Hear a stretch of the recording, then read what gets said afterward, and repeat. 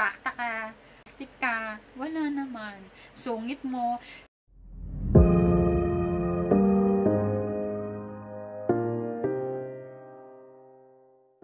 Hi everyone! So welcome back sa aking channel. So for today's video is I will be reading yung mga assumption about me. So nung mga nakaraang araw is lagi kong nakikita yung assumption about me. Tapos nag-ano ako sa Facebook at saka sa community ko, sa YouTube and sa Facebook. Maraming salamat nga pala sa mga nagpadala ng mga messages at saka ng mga assumption nila para sa akin. So without further ado, mga mamshi, mag-start na tayo ng people's assumption about me. So, medyo maliwanag ba? Masyado bang maliwanag? O, tama lang. So, yan. Okay, yung first assumption nila sa akin is galing kay Maida Pandapatan. Okay, nagagandahan sa sarili. Shoutout na din po. Hello, Maida. Shepherd girl. Siyempre, kailangan sarili mo yan. Bumilib ka, magandahan ka sa sarili mo. So, minsan, nagagandahan talaga ako sa aking sarili. Minsan naman, ayoko tumingin sa salamin dahil parang feeling ko ang hagad-hagad ko. Feeling ko ang tsaka-tsaka ko, ganyan. So, pero madalas, nagagandahan ako sa sarili ko. Tama ka dyan.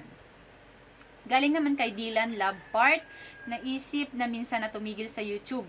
Pa-shoutout na din po sa lola ko, kay Marlene Salvador. Hello, Ma'am si Marlene. Ayan, minsan naisip ko na rin, hindi ko pa naiisip na tumigil sa YouTube. Actually, dati pinapatigil na ako ni Christian. Talagang sinuway ko siya, mamshi. Kasi kapag may gusto ka talaga, talagang titibagin mo lahat kahit sino pa yan. Basta masaya ka, maligaya ka sa ginagawa mo. At nag-enjoy ka, hindi ko pa naisip na tumigil sa YouTube. Although minsan tinatamad ako, pero yung titigil talaga, no, hindi ko pa naiisip yun. Galing naman kay Joy Makam Vlog, Wonder Woman, nagagawa ang lahat ng bagay by time management, good influencer. Yes, pero good influencer ako, pero hindi ako Wonder Woman, guys, ha. Meron din akong mga kahinaan, meron din akong mga kakulangan. I'm not perfect, pero talagang sinisigurado ko sa sarili ko na bago ako mag-videos, bago ako gumawa ng mga bagay na gusto ko, yung trabaho ko dito sa bahay is nagawa ko na, nahatid ko na yung mga anak ko, ganyan, so on and so forth. At yun, tapos noon, tsaka ako gagawa ng pansarili ko naman. Tapos yung time management, minsan kasi hindi ko rin nasusunod yung mga pinlano ko or mga nakaschedule ko. Basta tinamaan din ako ng katamaran. Alam niyo na, lahat naman tayo dumadaan doon ng mga tinatamaan tayo ng mga katamaders, yun. Tapos, yung good influencer, pinipilit ko na talagang nasa lugar ako kapag nag-influence ako sa isang tao.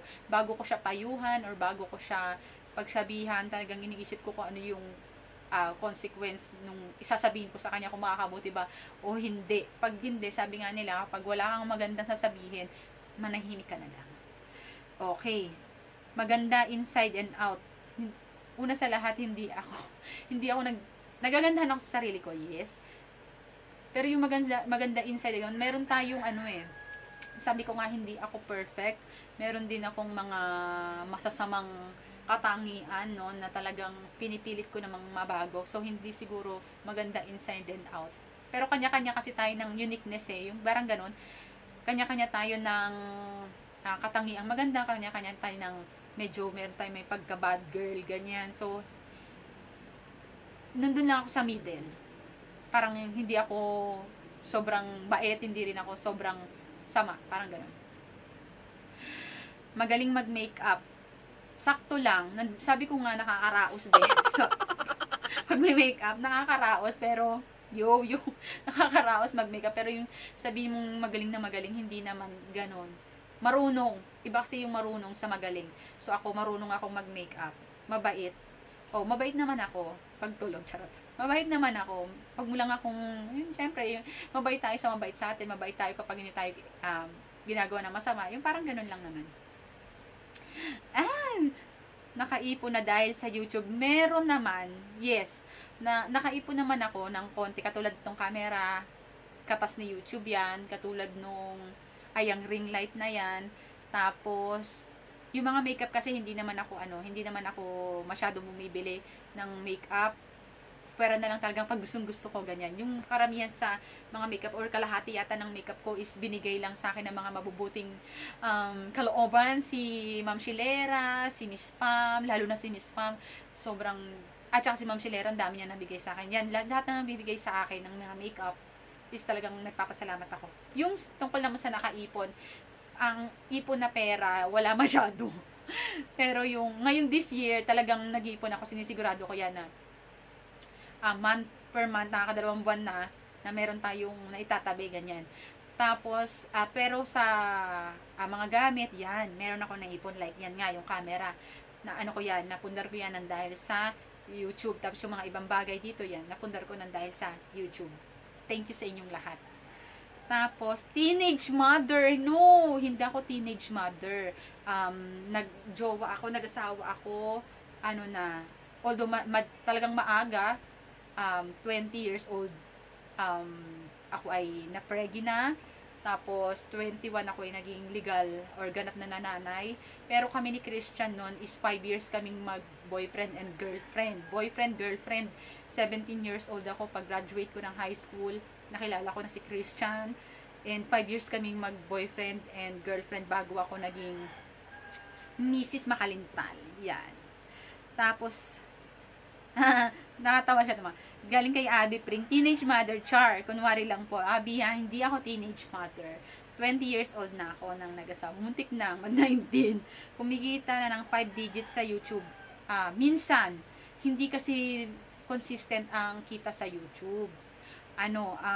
Minsan mababa, minsan mataas. So, yun nga, yung January, yun yung pinakamataas ko. Isipin nyo na lang, yung mga pinakamababa ko, siguro, yung unang sweldo ko, ang pinakamababa ko, nasa 6,100. Pero yung, yung consistent na 5 digit, hindi yun consistent na 5 digit. Kasi talagang ang kita kay YouTube, hindi talaga, pare-parehas. Na mahal ang mga anak, pinagtatanggol ang anak sa nang yes, totoo yan. Talagang kaya kong suungin lahat, o suwagin lahat, basta para sa mga anak ko. Pero, sinisigurado ko yung mga anak ko may point. Kumbaga, sila yung naaragabyado, hindi sila yung nag-aragabyado sa kapwa nila bata. For example, sila yung binuli, ganyan. Diyan ako tawag doon, pupuntahan ko yung parents ng bata. Kasi hindi ako yung tipo niya, yung bata yung pinagagalitan ko. Pinupuntahan ko yung parents ng bata. Yung parents sa parents, ang motto ko, parents sa parents, para nagkakaintindihan kami. Para to be fair naman dun sa bata, pinakikinggan ko lang din. Tapos, and then, hindi naman ako yung kasalanan mo, yung kasalanan ng anak mo, ganyan-ganyan. Hindi, no.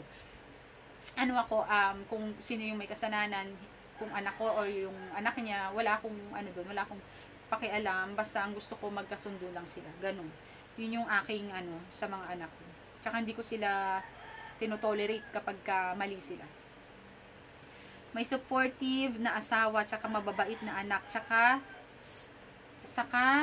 sana matuto din ako mag-makeup tulad mo, idol kita. Thank you, Gracias Station. Supportive na asawa, minsan si Christian minsan supportive, minsan hindi.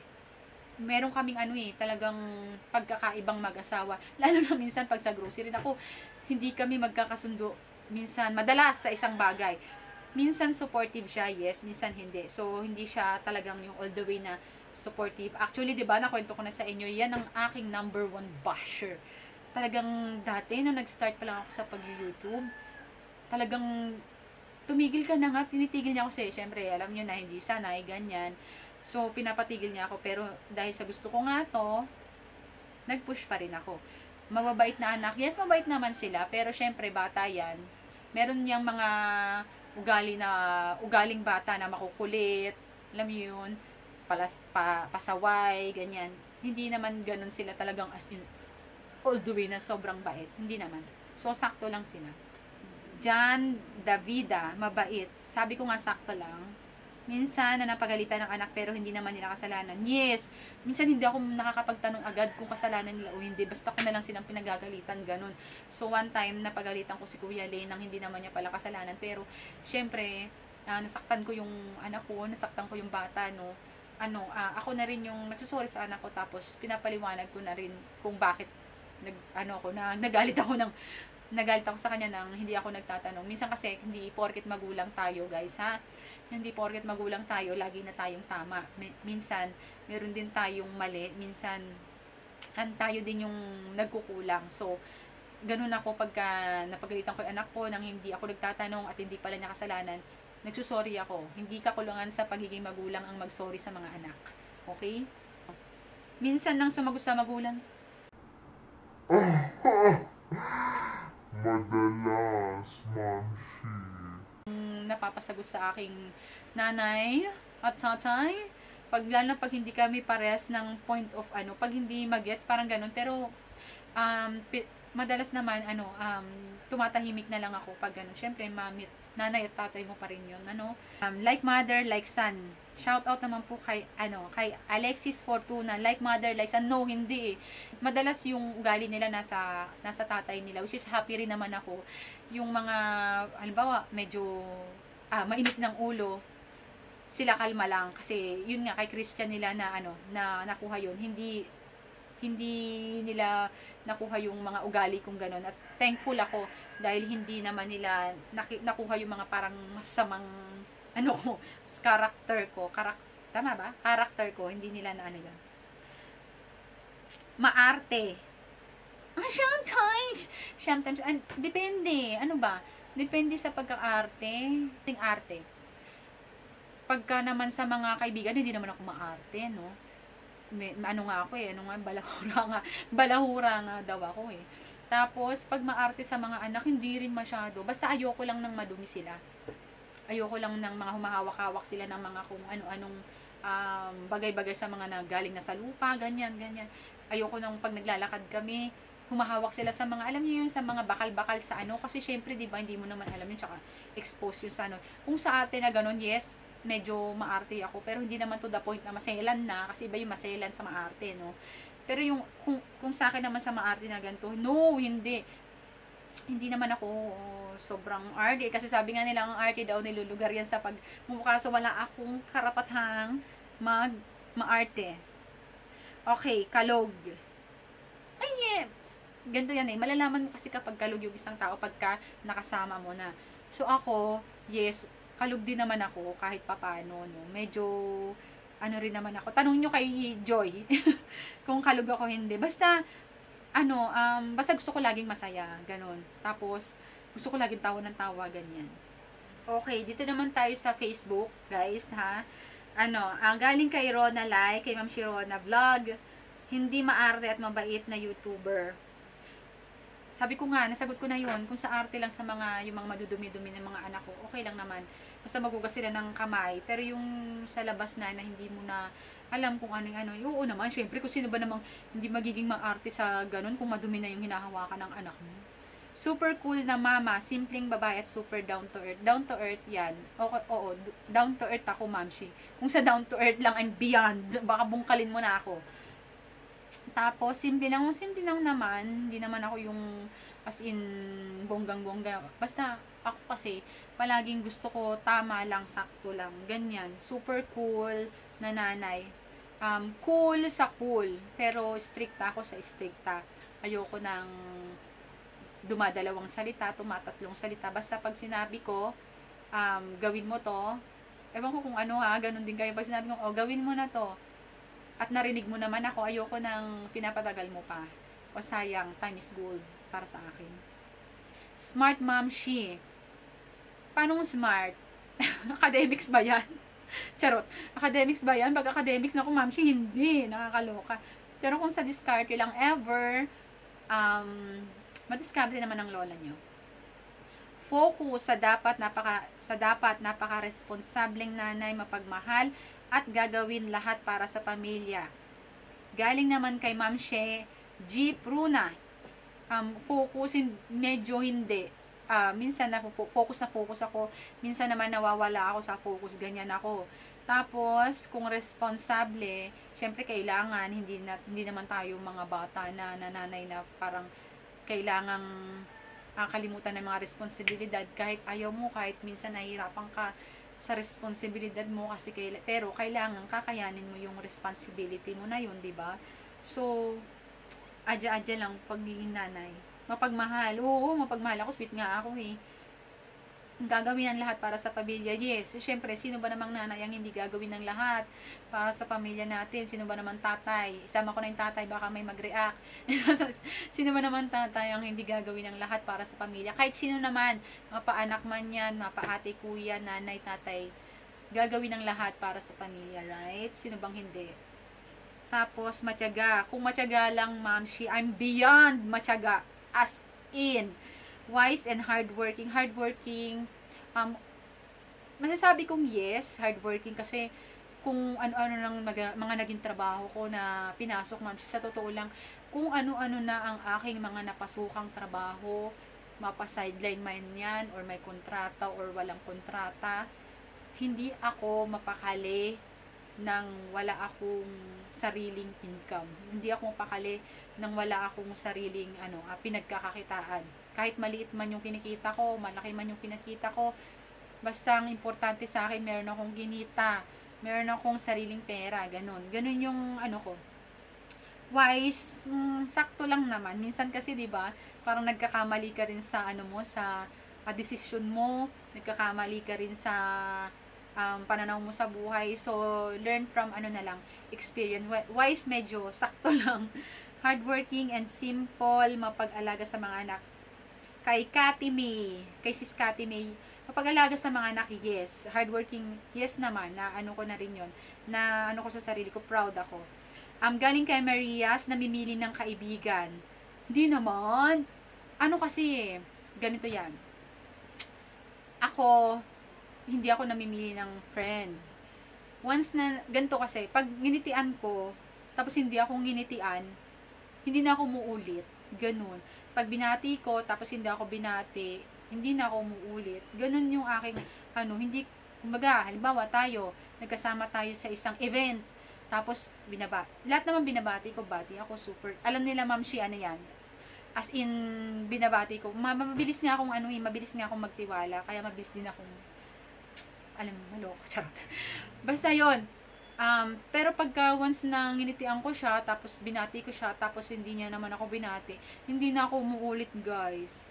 Hindi na ako nag-a-attempt pa ulit na na batiin siya or ngitian siya, hindi na talaga. Tapos masinip sa bahay, hindi masyado. Masinip sa bahay, hindi masyado. Minsan talagang tinatamad din ako. Minsan makalat din. Si Christian ang mas sa amin, mas maayos sa bahay. Kumbaga, siya kasi parang yung sahig naman talagang gusto niya lagi nilalampas. So, ako naman ayoko nang may mga nakasabit, ayoko nang may mga gusto ko may mga sarili-sarili silang nilagyan. Pero sometimes hindi mo maiiwasan na talagang medyo magulo pa rin talaga yung bahay mo. So, masinop, hindi masyado. Super mom at raketera, basta para sa family. Super mom, hindi masyado. Okay? Pero raketera, oo naman. Lahat yan rarakitin ko. Basta, okay, at saka may anda, makakatulong sa akin. Lahat yan rarakitin ko, ma'am, shit, promise. Yan ang mga ko, yan ang motto ko sa buhay. Kasi ayoko ng ayoko ng tambay, ayoko ng nasa bahay lang, tapos walang ginagawa, ayoko ng gano'n. Kaya, lahat ng pwedeng pagkakitaan, lahat ng pwedeng rakitin, nirarakit ko talaga noon. Ay, naku, sabi ko sa inyo, kahit ngayon, kung halimbawa may mga sa akin, magpapa-makeup sa akin, nirarakit ko talaga yan. Kahit malayo pa yan, ma'am. Minsan nakakarating ako ng Tagaytay, kahit ang lit lang ng bayad sa akin, ay naku, talagang ko yan. Pinapatos ko yan, ma'am.